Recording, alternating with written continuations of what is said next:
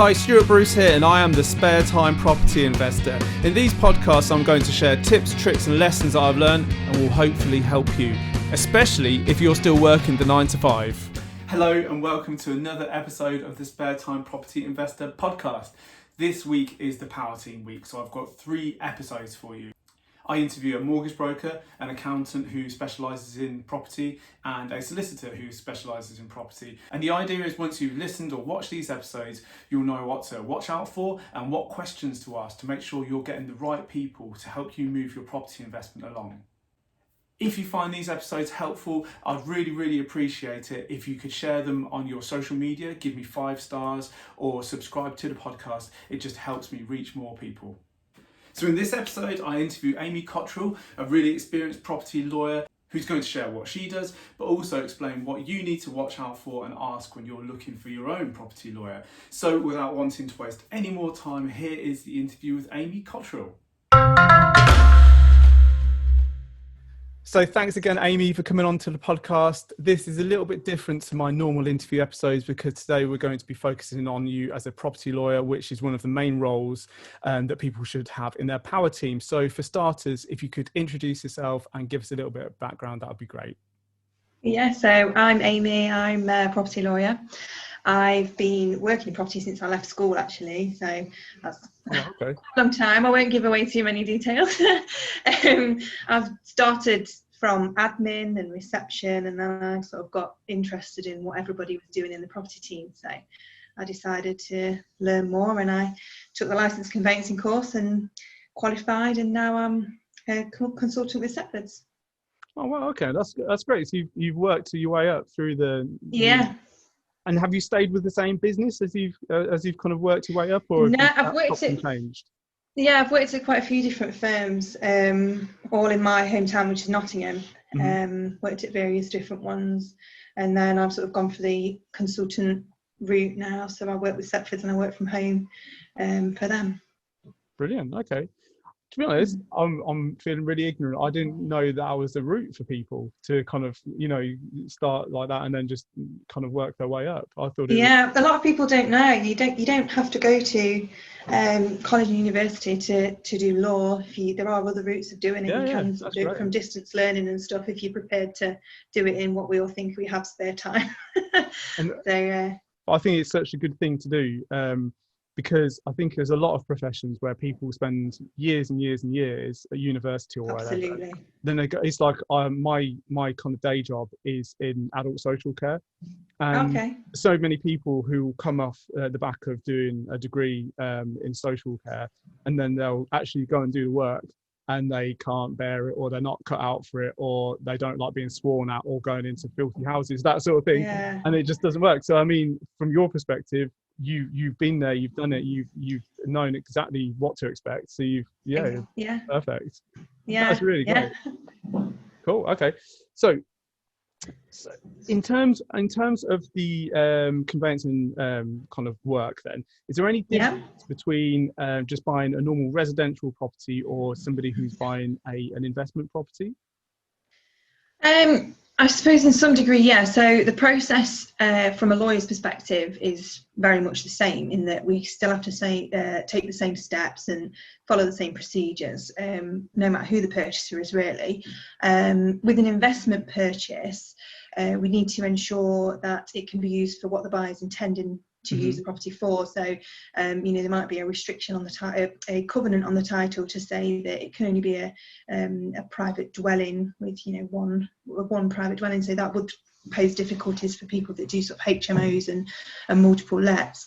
We also have to obviously consider local authority consents for where you'd need to get the consent to have a HMO and stuff like that. So there are some differences, but predominantly the conveyancing process takes the same path, no matter who the buyer is. Absolutely. So I mean, a lot of people will be aware of things like Article 4 and things like that. In terms of, you were saying about some properties have something in the, I don't know what you'd call it, but it's somewhere in the kind of in the legal documents to say that it can't be let out to multiple people. So how would people be aware of that, apart from kind of going through the purchasing process and then being told actually this isn't going to work? Yeah, so that's what all the lawyer sort of inquiries are about, is to make sure that the property is suitable for what they want. So it could be, I mean, it's quite rare that there's no way you can go ahead. There's always other options of perhaps working around it with indemnity insurances and things like that. But yeah, we really need to make sure that the property is legally suitable for the use that it's intended to be. You know, if they're planning on converting it into flats or whatever they might want to do with it, which I've had clients do. So yeah, it's really down to the lawyer investigating the title and the searches and all the accompanying documents that come with it to make sure that they can do what they want before they get too deep into it and then they can't, Yeah, not go ahead. yeah, absolutely. Cool. Okay. So, I mean, that's obviously something that could really change, the use of that property then. So do those things kind of come up quite early on in the process, or do they sometimes take a little bit of digging to find out? I mean, it should really be in the title. So when the seller's lawyer issues the contract pack to the buyer's lawyer, they should sort of form part of the investigations that take place at that stage. Mm-hmm. So it's quite early on, I suppose, but it's really before any major commitments been made to buy the house. So if there was a real issue of concern, then we've not exchanged at this point, you can walk away if necessary. Cool. Okay.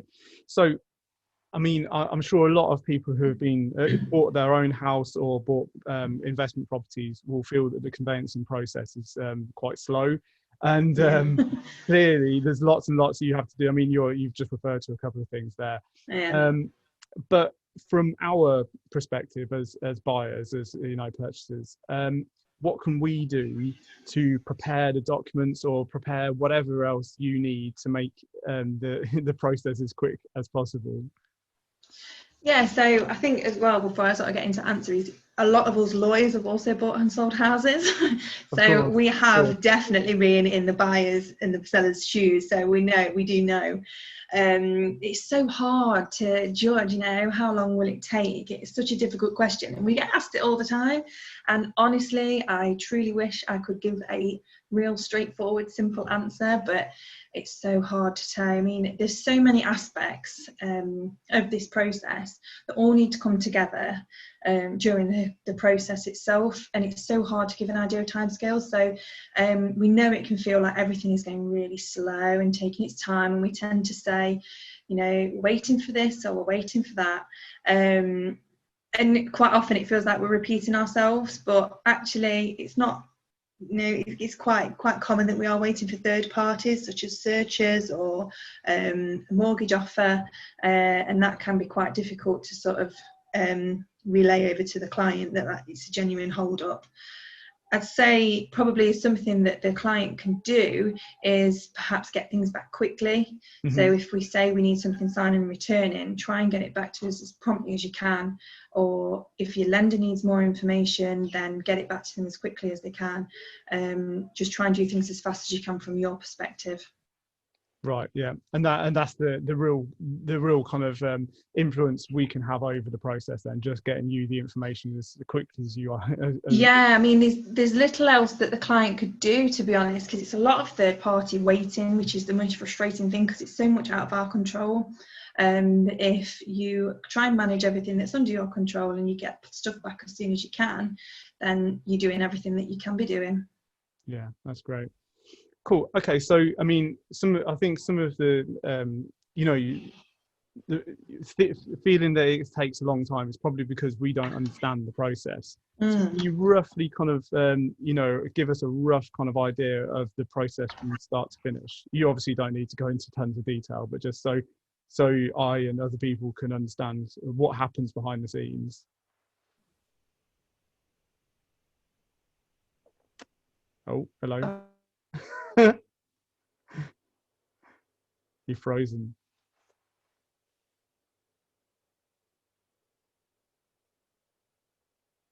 Oh, are you back? Oh, here you go. Yeah, there you go. Okay. I'm sorry. I'm not having much joy with this tonight, am I? Technology. I know. Can you see and can you hear me okay and see me? Yeah, I can now. Yeah.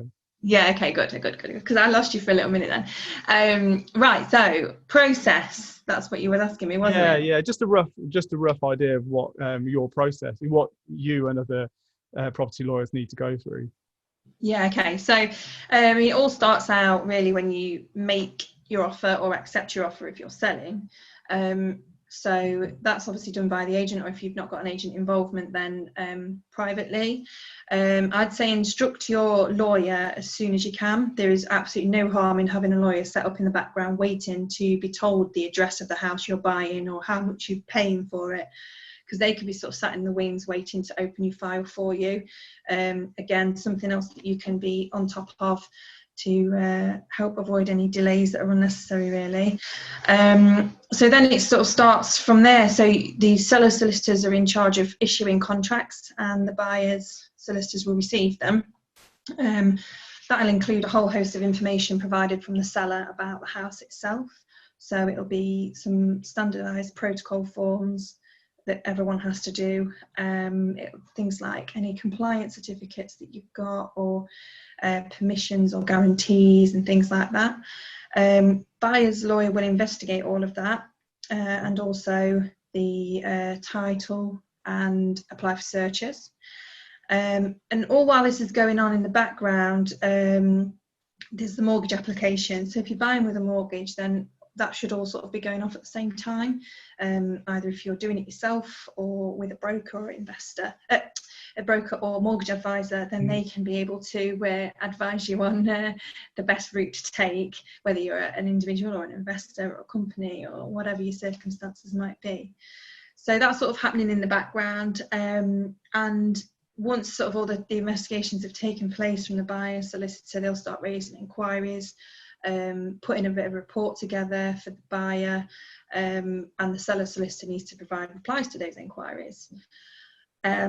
At that point, we should hopefully start looking at getting the search results through, so we really start to build a bigger picture about this property that's being purchased, and the restrictions that might be on it, and the local authority consents and things, and we get to sort of get an idea of about more in depth about this house that we're buying. And we can start signing stuff.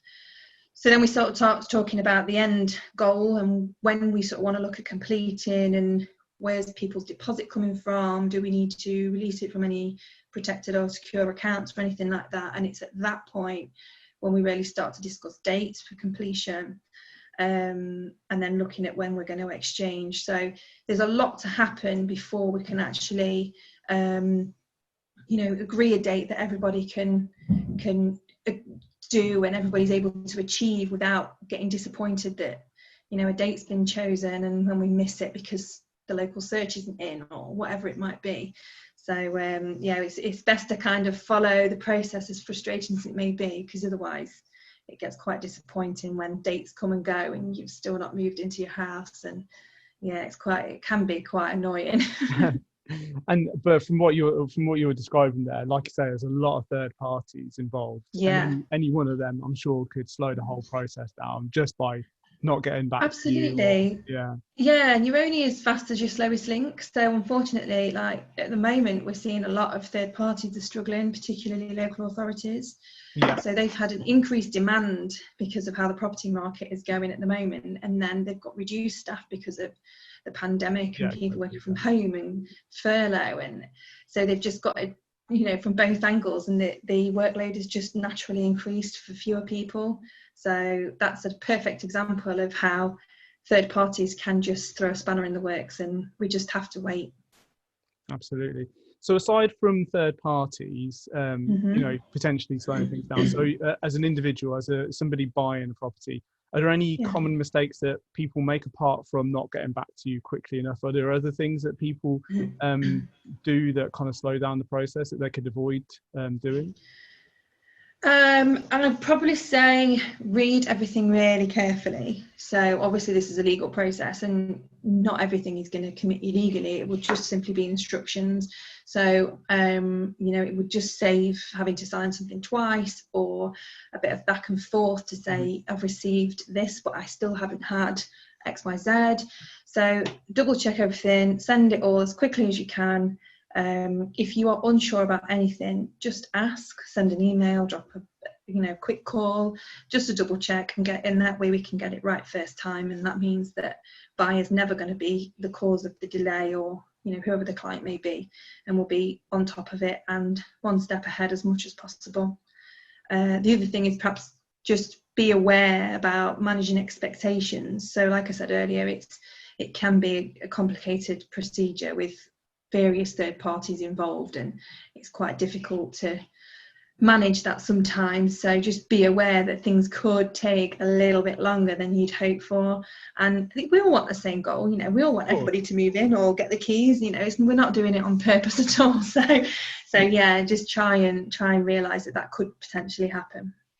And absolutely, and that's why I wanted to get you on the podcast, to be honest, to hear what happens in the background, because I think we give a lawyer a call, say, look, I'm buying this house, and then a few weeks later you're kind of thinking, why am I getting asked about some whatever it is, and it's all those moving parts in the background. Obviously you don't need to tell us every step of the process. You don't need to, and actually that would be pretty annoying. So it's great to exactly hear. It can be quite overwhelming, I think. Absolutely. But it's great to hear the kind of intricacies and all those kind of third parties you need to try and juggle and get information from and everything like that, because I think hopefully it will give people a bit of confidence that their lawyer is actually busy in the background. we are, I promise. I'm sure, definitely. But, I mean obviously there's things like third parties you can't do anything about, but there's other things like getting signatures back from buyers and things like that. So, and I know there's electronic signatures seem to be more and more kind of used. Are they kind of becoming more commonplace? And organisations like Land Registry, for instance, do they kind of recognise them? Is this something that's becoming like an industry norm now? Yeah, so certainly with sort of firms' documents like terms and conditions and things like that, different firms will have different rules. But for myself, I can only speak for me. So we are happy to receive things by email, especially with this whole pandemic. It's made life a lot simpler being able to get things by email. Land Registry are willing to accept signed documents as well. It has to be via a portal, so it's all done sort of properly and checked off and everything. So, but yeah, that they, until further notice, they are accepting things electronically signed. So it's definitely helping out. Like I say, especially at the moment, it's saving a lot of legwork. Now, is that something they've become more open to using because of the pandemic, or is that something they were kind of introducing anyway? Well, it's been published since the pandemic started to sort of help with still being able to keep the property market going, but I'd hope it's something that's definitely going to be moving forward and being utilised a lot more, because we can do secure ways of getting documents signed. So I mean, it just makes sense, especially with technology that we've got available at the moment. It's kind of the only thing that's sort of dragging, well, not the only thing, but it's the one major thing that's dragging off in the background, and not really keeping up with the technology that's available. So hopefully it will continue, and we'll be able to see this moving forward as the norm. Absolutely. And I think one of the kind of benefits to come out of the pandemic is the kind of use of technology, because everybody's had to get used to it. And you would hope that it's kind of brought some things forward a little bit, like homework and, having conferences and more, more flexibly over Zoom and whatnot. And, electronic signatures, for instance. It just seems if it can be proved to work, you would, like you're saying, you would hope that they would adopt it kind of as, one of the normal ways to get things done. Definitely. Yeah, absolutely.